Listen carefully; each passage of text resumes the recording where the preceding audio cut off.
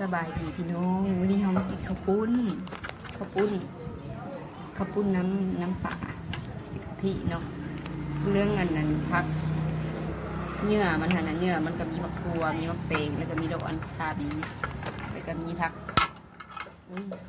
เกี่ยวอะไรมีพักหลายๆพักลูกมือกินกันเลยพี่น้องแซ่บๆน้ำกันเลยสิกินให้เบิ่งเด้อมาเด้อพี่น้องเด้อมากินน้ำกันเด้อน้ำกันแซ่บๆอันเพื่ออีตู้ได้นี่ตู้คุยเลยตู้เราได้อ่อนเรื่องนี้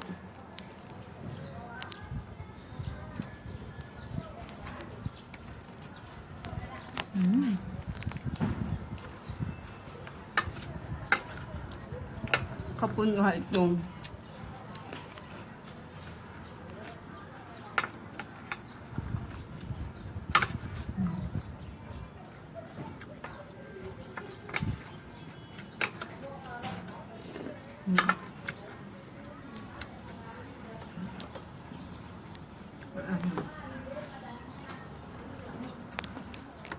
จะกินให้เบิ่งเลยดอกอันนั้น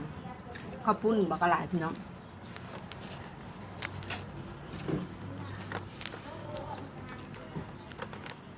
เบิ่งกันเลยว่าเขาจะกินแบบอะไร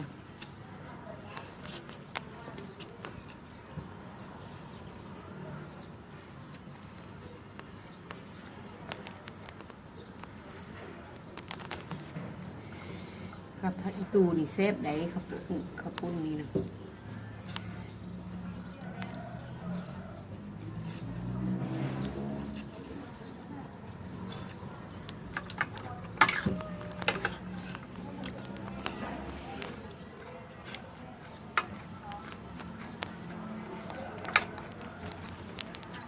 เข้ากันดีพี่น้องนี่มา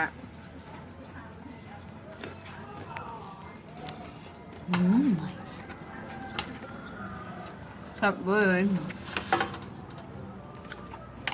อร่อยมากๆ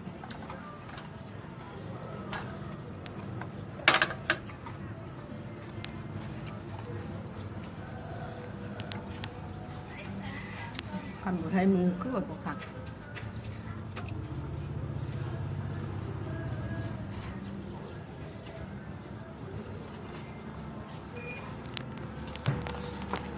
ให้มือบังเลย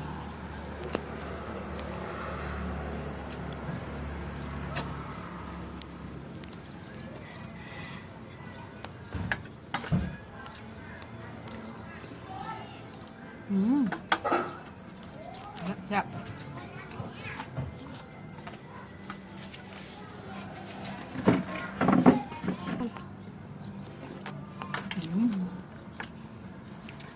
กับพระอีตูนี่ปะบ่ได้พี่น้องรู้สึกว่ามันแซ่บหลาย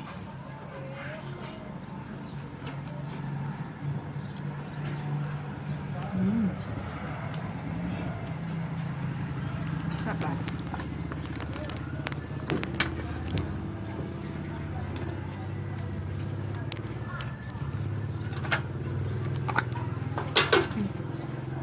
บัวผิดเนาะ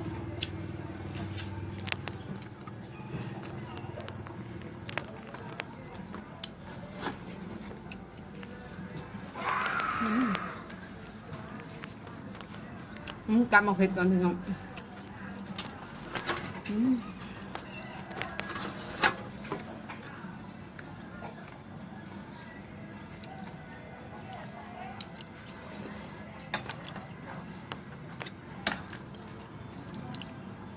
รออย่างไรเด้อพี่น้องเด้อกินอย่างเดียวฮะ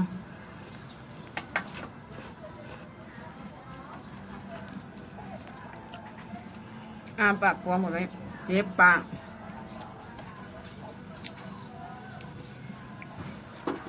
อีตู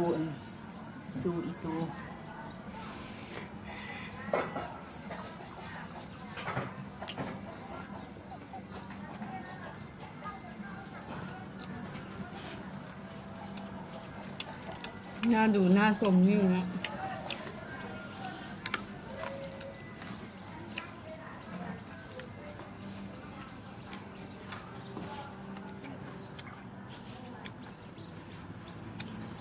เจ็บหิมปากนี่พี่น้องร้อนไหน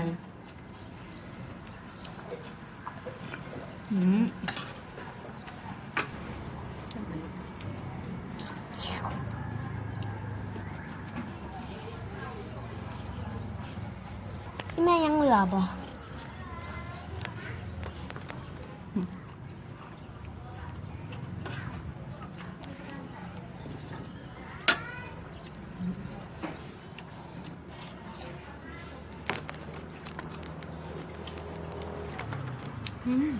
แบบไหนพี่น้องนี่เนื้อของเขา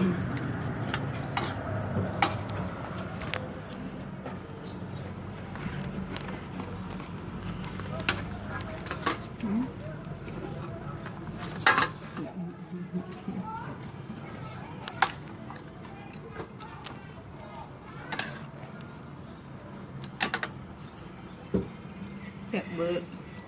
พักอันนี้นะพี่น้องอันสันนี่มีประโยชน์หลายอย่างเลยเส้นพักเค็มหัวถึงจังในดีว่าคันบสุภาพขอโทษขออภัยเด้อ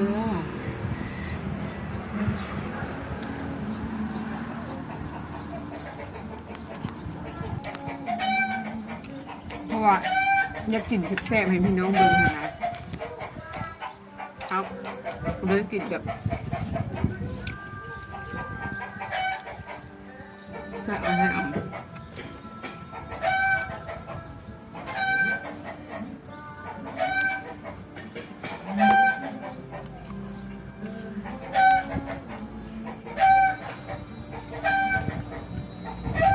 แม่จุลีพาแซ่บ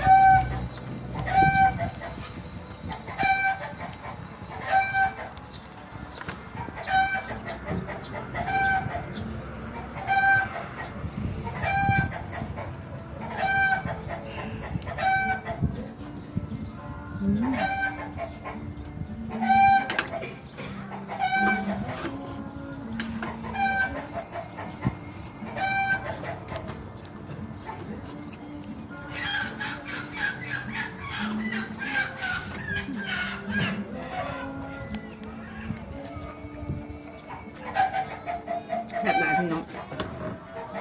เอาผักอันนี้แซ่บหลาย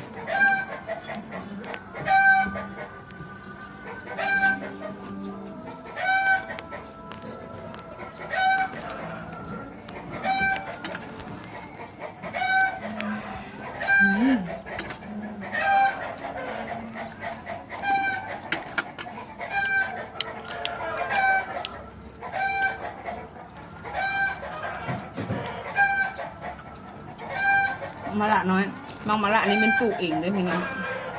ปลูกอยู่เทิงเฮือนเลย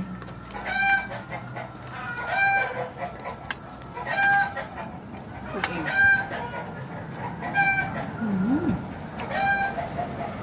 จับเบอร์เลย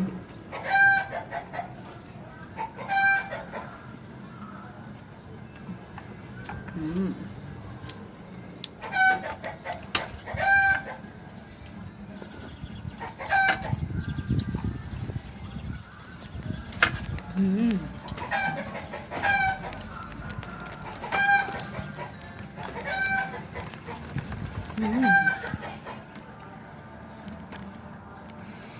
ดี๋ยวก้าวพี่อีมาเลยพี่น้องอ่ะจูไปให้ลูกกินหิวยังอยู่